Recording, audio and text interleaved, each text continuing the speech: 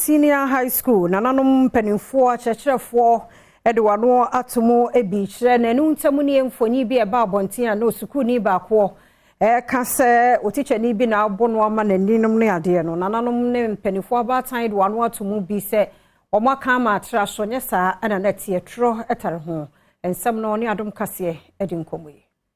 Omanfo bekaya eba beto dwa se so kopie mu Nkwatia Presby Senior High School eye Nkwaskwa assistant headmaster a ono enehwe academic affairs eso adodo na ata fe no Mr. Yeboa ebeto dwa se wobo abayo bi asum ema ne beto social media a no omanfo eye hu dede se asotro de bo abayo yi na enye asem ketwa omanfo eka ho asema na we anampinifo ewo sukumu ho eni parent teacher association PTA etena sese wo mo ebeye ensem nimu enhwehwemu abra bebeto dwa saa no Ghana Education Service eye GES ekuchi gunkrata so ema papa ya wobo sukuni asotro no wo mo eyiyi no ede ne kwakure bi ase PTA ene nananom ahemfo a wo mo Nkwatia enhwehwemu a wo mo eyeye no ensentrofo enhyiemu ase no ana PTA chairman Daniel Kwame Ejepon ede beto dwa se infoni a nam social media na omanfo ehwe a wo mo ekasa abayo no papa no ensusu ammo ne sotro no anya no kre.